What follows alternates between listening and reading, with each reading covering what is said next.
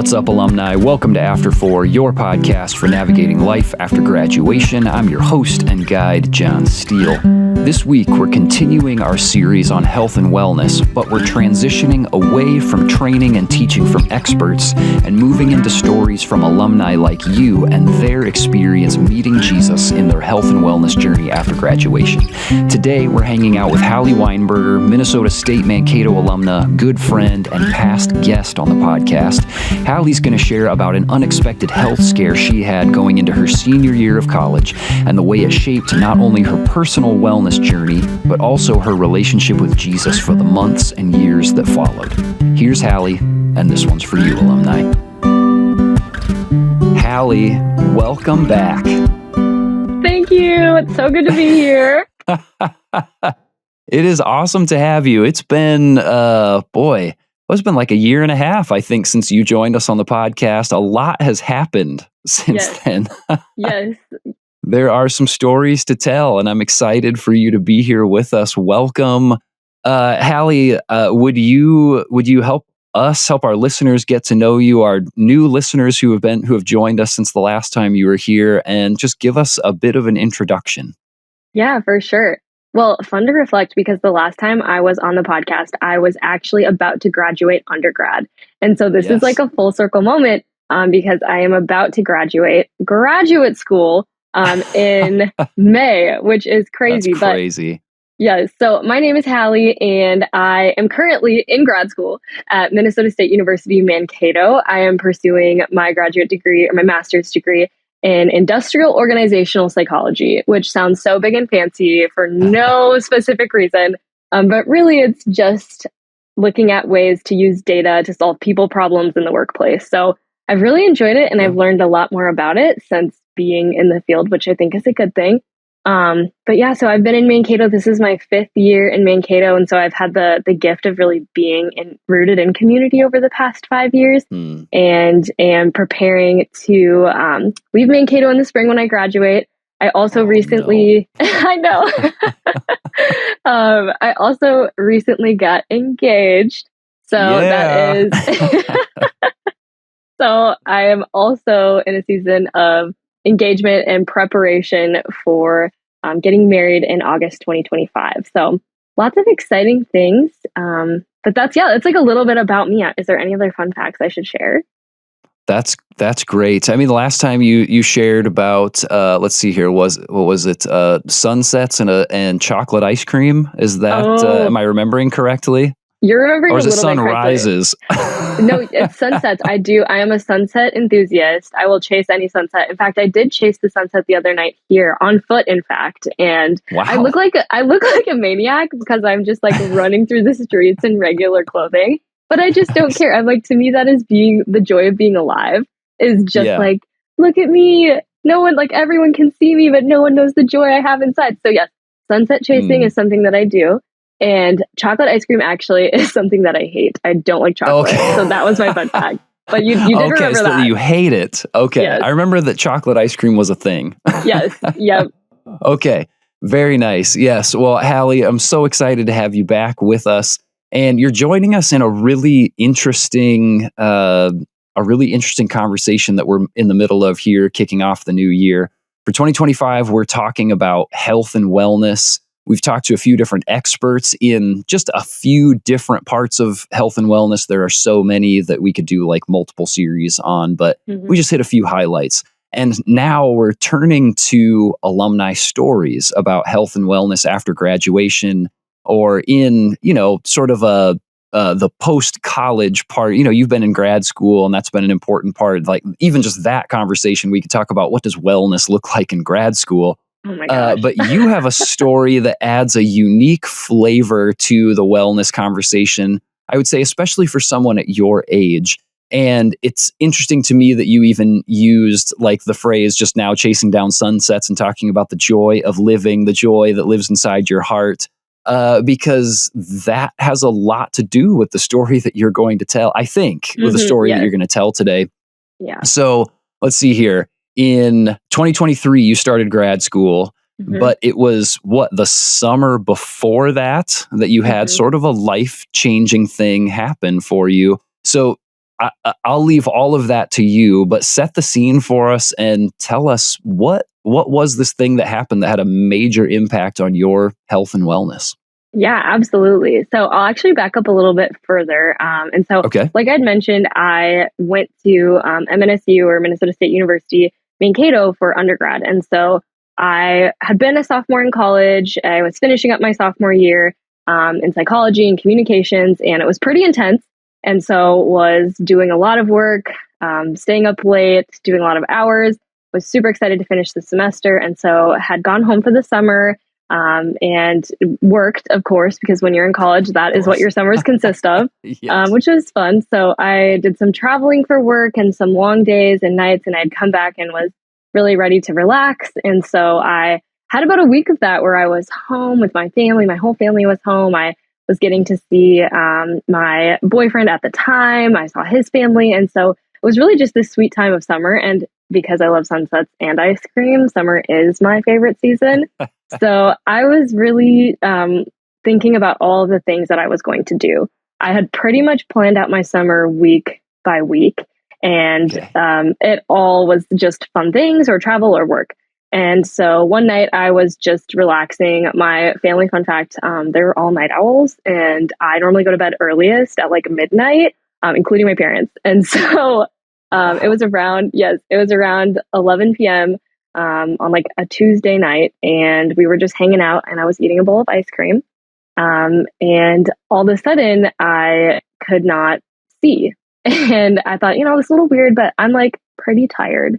So I turned around to just like tell my mom, like, oh, hey, she was behind me in the kitchen and I was in the living room, and just say like, hey, like, I can't see. And like, actually, like my arm's kind of numb, but isn't this weird? Like, just hate when that happens. And so I turned around and I realized I couldn't speak. And that was when the panic hit, and I realized like I am out of control. Like I can't, like something is very wrong.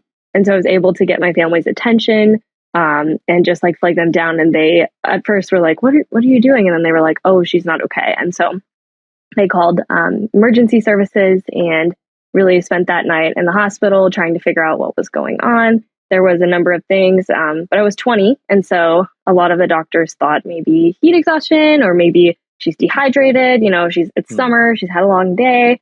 And so I really ended up going home and just not really knowing what happened.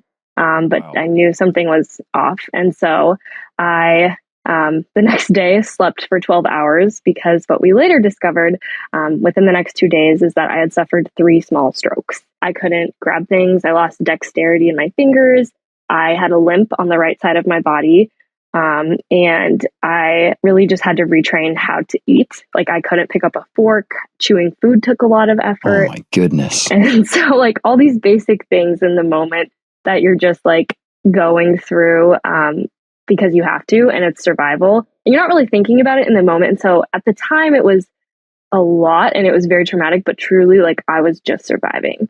And so that summer really turned into a time of recovery for me and relearning. I had over 40 appointments in 2 months, and I would drive like 40 minutes, or someone would drive me to my appointments every day in Minneapolis. So that's like a little bit of what shook my world in the summer going into my final year of undergrad.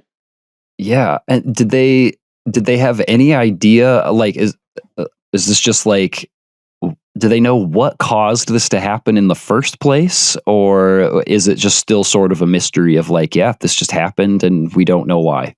Yeah, so it's a bit of both. Because they didn't diagnose it right away, they couldn't point to this was the cause. We know 100%. But they did find after the fact a small hole in my heart. It's pretty common, honestly, and it really doesn't affect most people. But in this case, it did affect me. And so I did also have a heart procedure in July of 2022, where I was put on additional restrictions and I couldn't lift anything more than 5 pounds. And then I moved back to school a week later. Okay. No big deal. Oh my goodness. So yeah, you talk about having this summer that everything is planned out. You have all of these different events that you're going to do. You're going to work like every every college student does in preparation for their next year, and then everything gets flipped upside down because of these 3 strokes. And so then you have this procedure, and you go back to school. Okay, so then, as far as, I mean, school was sort of like normal life. Summer is sort of the break from normal life for a while. But now you've had these strokes and this procedure, and you're still recovering. Like, what was it like for you returning to normal, quote unquote, normal life after all of this happening? It was both terrifying and refreshing, because I had spent my whole summer in my house, and just being at home was very difficult because you're processing. One, I had the stroke in my house, and so I was every day in the place where this had happened. And 2, It was processing every day in my house. Oh, I was going to do this today, but now I'm at my house and I'm just sitting here because I don't have the energy to go on a walk, and I don't have the energy to, like, sitting in the sun took energy. So there was some excitement with, like, oh yes, I'm escaping my house. Like, I'm going to be in a different space. I'm going to be able to just not think about it anymore. But the other reality was, that's terrifying because I don't have the support of my family here. And I still wasn't really doing much for myself 2 months post stroke. And so coming back was this intense fear of, I have to cook myself lunch.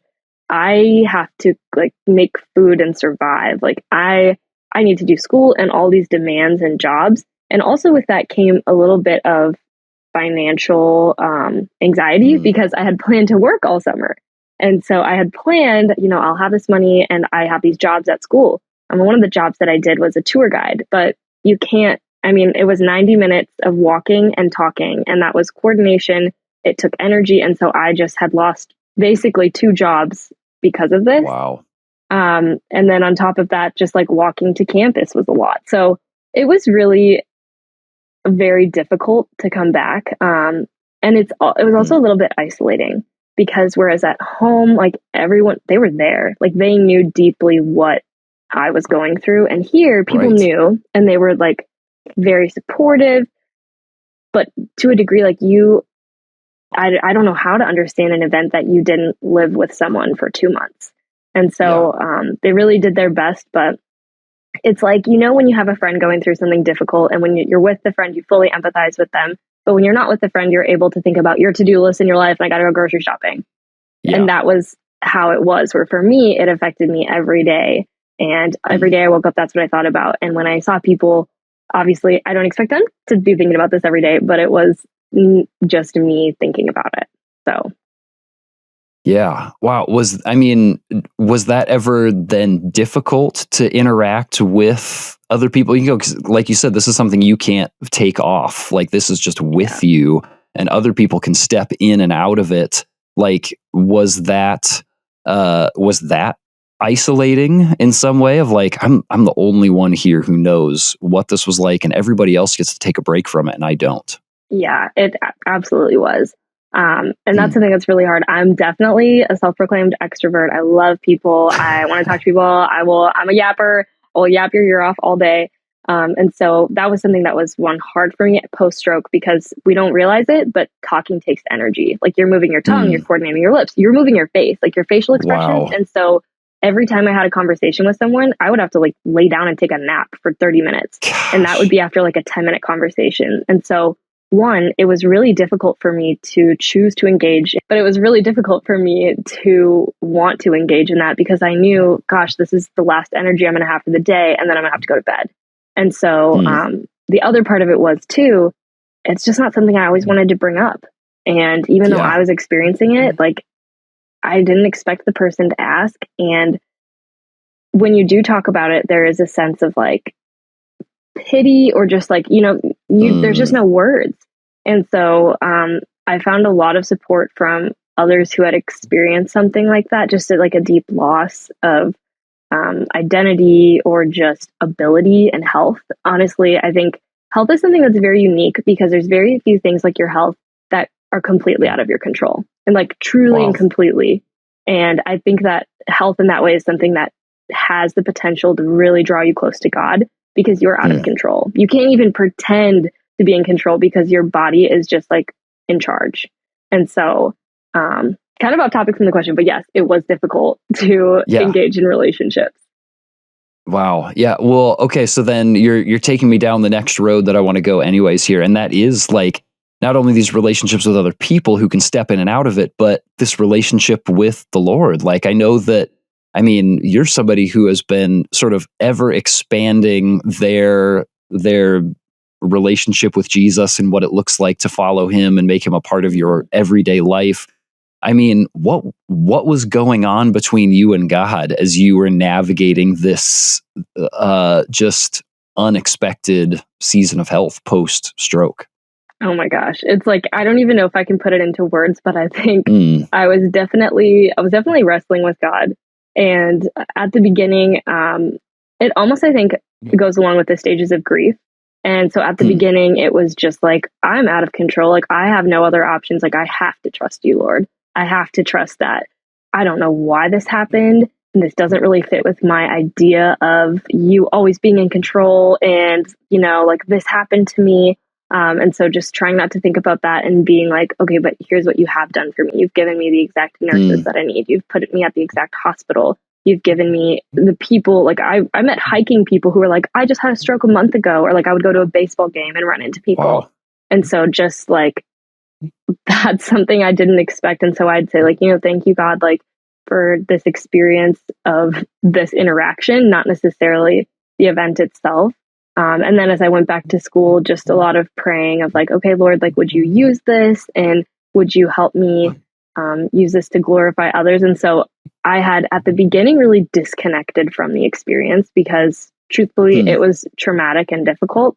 And so I was able to engage with God in a way that was grateful from a distance. And then the further I got from the immediate symptoms of like, oh, like my leg is numb, or like, oh, like I can't cook myself dinner, or like started to feel more normal again, the more that I started wrestling with God, because I was looking back at my experiences and saying, are you kidding me, God? Like, that was really hard. That was insanely difficult. And like, I just did that. And there was a little bit too of like some people in my family or in my friends were like, why did this happen to you? And like would ask me that, like, why? And I just had to look at them and say, I don't know. I have no idea why this happened to me. And so just wrestling with God, like, were you protecting me? Were you in charge here? Like, you let this happen? And really a season of wrestling, which I think is not a bad thing. Like, I really think, like, as we see in the Psalms, like David is like really talking with God and like telling him his thoughts, like, hey, God, I feel like you really should help me out in this battle here. Like, hey, God, I really would have appreciated that support. But at the end of the day, he's like, God, you're sovereign and you know more than I do. Or even like, God is the potter, I am the clay. Who am I to tell God what he gets to do with the clay? And so I've kind of come to terms with it in a place where it's God is in control and God is sovereign, and nothing happens outside of God's protection. And what I think looks like protection is not always what God's protection actually looks like. And so that is how I've come to terms with it, because I'm not saying like, oh God, like you caused this, but like, okay, God, this was allowed and this happened and you protected me in it. And I get to like believe that and claim that and like, and look at me now, like I'm talking. You would never know if you looked at me that this had happened to me. So yeah, that's really, it's been a journey. Yeah, I was going to say we've been to a number of the same weddings since this happened, and I've seen you out there on the dance floor with Jack, and it's like no problem. Like, oh yeah, you would never know. You would never know. No, that it's really interesting to me to think. You know, you're talking about some of the social isolation and people like wanting to come alongside of you, but they weren't there. Like they weren't in the house with you, like your family was. But the thing that's crazy to me is to think that God is the other one that actually, he's the only one that knows more than you do about this situation. Like not only was he there when it happened, but he created you. He understands how your body is supposed to function. And he understands the things that go wrong when it's not functioning correctly. And that he's the one that's like bringing the right people to you at the right time, that, you know, your family was able to understand, like, oh, we need to do something here. And like, just that God was intimately walking through all of this with you when it was so hard to find people who understood, that God was the one who understood.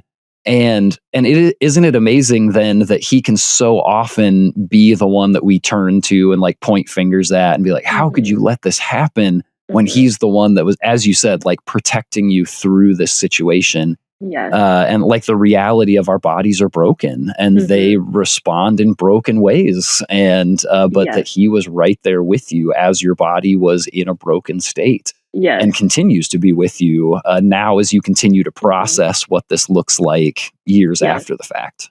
Yes. And there were so many things where it was like, God, you are with me in this. And like, even when I came back to school, I had been maxed out on credits. I'd been taking 18 credits for 4 semesters straight. And I hadn't planned this. It, like, literally, I'd tried to take less credits sooner, but it was like, oh, I have to take these classes. And I was planning to take more credits my final year when I came back. No, God knew what was going to happen. And he said, no, let's lighten the load. And so when I came back, I had less classes. And like that job that I wasn't planning on having, that I lost that job, they emailed me and they said, Halley, we would love for you to be able to work with us. So we're going to allow you to work here and not give tours. We're going to allow you to sit, like that is what I'm saying, where that's like, God just shows up and he's like, let me provide for you. Like, let me show you that you are not alone in this and that I am still with you. And so like, even in that, I walked into this season that I was very terrified of. And God said, I'm going to provide for you financially. I'm going to provide for you with space and time and not having to take this extra credit load. I am going to provide for you with a boss, and just like literally everything in my life that following year was like, God was like, I am paving the way. Like, yes, this is difficult, but you are walking in what I have paved for you. And so I really, and that's something about this experience as well, is while it was awful and I wouldn't choose to live it again if I could, God has showed me his character and who he is through this more than he might have been able to if this didn't happen. And I have been humbled over and over by how much I need to rest, because that is something very unique to strokes as well, is you have to rest. That's what the doctors say. They're like, oh, you're like, how do I get better, doctor? And they say, you need to take a nap. You need to sleep 10 hours a night. You literally need to sleep. And I'm someone, I've never napped. I mean, who takes naps? Not me. I got stuff to do. I got a to-do list. I'm working these jobs. And so I'd always just been a very busy person that didn't have time to rest. And actually, that was the first thing that my university staff called me out on my freshman year of college. She said, Halley, do you rest? And I was like, what do you mean? What do you mean? Like, that's not a thing. Wow. And so really in that, like, there was this continual thread of God saying, like, okay, like, wake up. Like, I am telling you to rest. And like that's something that God says, that is biblical. That is Sabbath. Did you know Sabbath is one of the only things out of these spiritual disciplines that is in the 10 Commandments? God doesn't say, you must read your Bible. God says, observe the Sabbath. And God says, remember the Sabbath. And yet I'm like, no, God, I'm good. I don't need to rest. Like, I got a to-do list to conquer. And so in this, like, through this experience is his mercy and grace, and just like, let me show you my character. Let me show you the good that's actually going to come out of this. Like, I'm going to force you to do this, was just amazing. Yeah, crazy that for such a doer that the medicine you needed was to stop doing, like, and not just for that it was the medicine that you needed for this recent health scare for the strokes, but also like maybe this was the deeper medicine that your soul needed. And man, I love that. That is such an important word. And I think especially for our audience they're stepping into the, like, they're getting their year of firsts of life after graduation. And okay, now is the time to set the precedent for resting, for stopping, for being able to discern what has been given to me to do, and what are the things that I need to just keep my hands open and let the Lord take care of them. And to not be somebody that right off the bat is setting this precedent of, I work all the time and I do all the things because it's my job to get it done. Mhm. And it's just, man, yeah, I think that that's really, really helpful and important for our alumni to hear. And but Halley, at the risk of asking for too much, just in Yes. case there's something else, I don't. Do you have? I mean, and if that's it, like let's just Yeah. stop right there. That's phenomenal. What other advice or encouragement could I hope for? But do you have like a final pastoral word or encouragement that you would give to alumni who are in their first year of life after graduation, who maybe they don't want to, but maybe they want to, I don't know. They're somewhere in this realm of like, I need to be healthy. Like, do you have a word of encouragement that you would give to them as they explore this new season? Yeah. Whether it's a word of encouragement or even just speaking the truth in love, I would say prioritize having margin in your life, because that is where the baby step of I'm going to allow myself 30 minutes here, I'm going to allow myself an hour here. That's where rest can begin to grow. And that's really where I think health comes from. Because if we're talking about health in terms of spiritual health and our souls, like our souls are really what needs rest in order for us to feel the spirit and presence of God, like, just like living a full, joyful life. And so for me, what's been true is I was doing all the things. And in this season, in this past couple of months, I've actually stepped back from a couple roles that I was serving in ministry, a couple roles I was serving in jobs, and just kind of removed myself and said like, okay, Lord, like I'm going to take this season of just like sitting with you. I'm going to withdraw with the intent to coming back into a season of like continuing to do things in ministry and investing in people. But creating margin is like giving yourself enough space and giving God enough space to speak to you for what he might want to be saying in this season. And so I know the pressure in new jobs is that like, I can't not get this work done. What will my boss think of me? What will my coworkers think? And I can't not go to this church event because what if they make connections and I'm not there? But the truth is, if you rest intentionally and if you create margin in a way where God can step in and say, oh, like, this is what I've been wanting to tell you, I think that will alter your 2025. I really think that will alter the way that you live this year if you allow space for God to direct your steps. So that would be my encouragement, even though it's difficult. And something in addition would be, this is going to be maybe a specific call out, but if you're hearing this, I really think you need to hear this. If you've been feeling like you need to delete social media, you need to delete social media. I felt like I was supposed to delete social media for a year. I felt God prompting me for a year to delete social media. But I was like, no, God, I work a social media job. I can't. Like, I just like, it's not possible. And I also kept being like, well, no, I just want to post what's going on. Like, I just like, okay, I have a big event. I'm going to post this big event and then I'm going to delete it.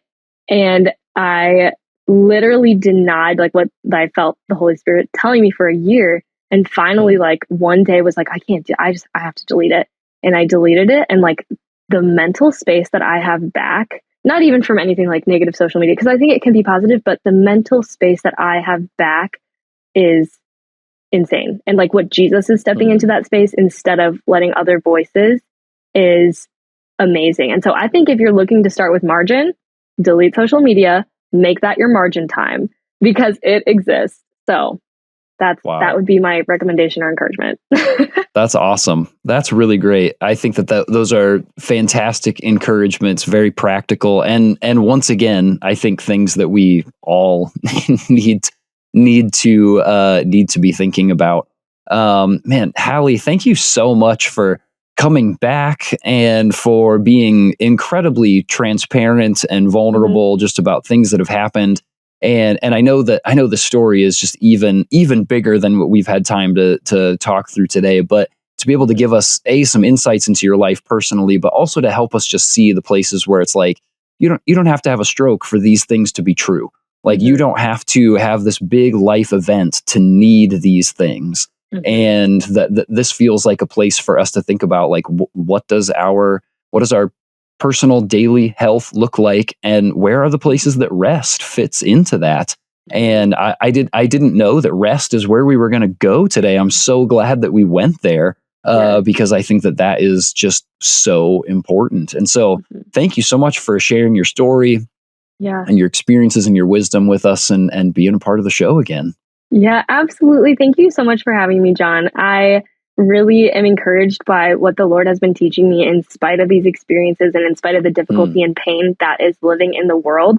But I'm just so confident that God is going to really just bless you by embracing rest and engaging in rest. And so I hope that this can be encouraging to you, and whatever health struggles you may be encountering, whatever feels out of control, I pray that God would just meet you in that and just speak to the need that you have, and that you would be comforted by his Spirit. So blessings to all who listen today. Thank you so much, John. This is always so much fun. Maybe hope to see you again in another couple of years. I'll let you know what's going on. Yeah, then. Let's do it. All right, let's do it. That sounds awesome. I'm down. Yes. Thanks, Halley. Yes. What an amazing story. And it's taking me back to an idea that's come up a number of times already in this series, and that's the interconnected nature of the different facets of our wellness.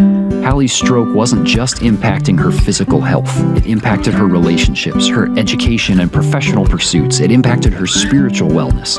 But in the same way, when Halley leaned in with Jesus, recognized his closeness, and followed the prompts that he was giving her to slow down and rest, that also impacted her wellness in so many other areas. And I love that this story isn't just about Halley taking care of her physical self.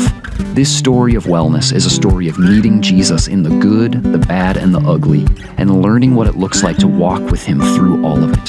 Halley, thank you so much for joining us today and for sharing your story. Alumni, I hope you were encouraged listening. If you'd like to hear more from Halley, I'm going to drop a link to our previous episode in the description.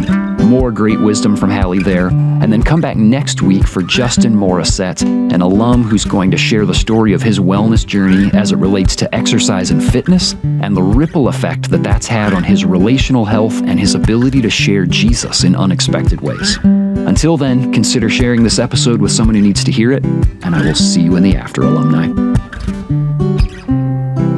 Thanks for listening to After 4. This podcast is brought to you by the InterVarsity Alumni Relations Team, hosted and produced by John Steele, production assistance by Mike Centera, edited by Caleb Leppert, and our After 4 theme music was written and performed by John Steele.